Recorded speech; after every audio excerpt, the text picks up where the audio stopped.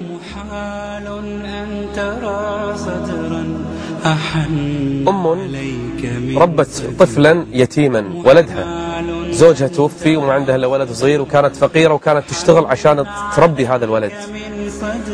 من حر مالها درست ولدها في قرية فقيرة وهي فقيرة، ودرست ولدها، وكانت الأم عوراء عندها عين واحدة. الصغير ما يفهم، لكن يشوف الأولاد عنده في المدرسة لما أمتي تاخذه ولما ترده من المدرسة لما يطنزون، شوف أمك، شوف عيونها، شوف.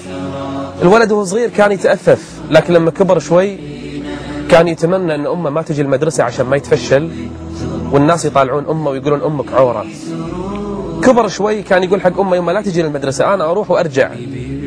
حتى قام يقول لها يمه ترى أنا ما أبي الناس تدري إنك أمي عشان لا. والأم تبلع، الأم تنفق من مالها، أم تشتغل علشان ولدها، إيش عندها في الدنيا غير هذا الولد؟ كبر الولد، تخرج، اقبلوه ببعثة لأنه كان علامته قوية وكانت الأم مهتمة فيه. سافر والأم كانت تنتظر رسائل على أحر من الجمر. رجع بأعلى شهادة وصار دكتور، وأرسل إلى بلد ثانية علشان يشتغل وصار من رموز البلد. والأم عوراء. تزوج وما قال لها، جاب عيال والأم ما تدري عنه. بعد سنوات قررت تجمع فلوس وتسافر له في البلد. لما سافرت له طقت الباب تبي تسوي له مفاجأة، أمك العجوز اللي ضحت بحياتها علشانك جاية تزورك اليوم. فتح الباب شاف أم العوراء العجوز موجودة، والعيال عنده خافوا من المنظر، خافوا من شكل الأم. قال لها ما الذي جاء بك؟ قالت أنا اشتقت إليك يا ولدي، ظننتك ستفرح. قال رجاء لا تأتي فإنك تخيفين أبنائي، رجاء لا تزوريني، ترى عيالي ما يتحملون هذا المنظر. يبي يتبرى من أمه. أمه رجعت إلى بلدها، جلست تبكي وظلت أياما أصابها القهر والمرض، كبرت بالسن سريعة، مرضت وماتت. فجاءه الخبر أن أمك ماتت. رجع بعد وفاتها، جاء للبيت والجيران أو الأهل عطوا وصية، قالوا له هذه وصية أمك.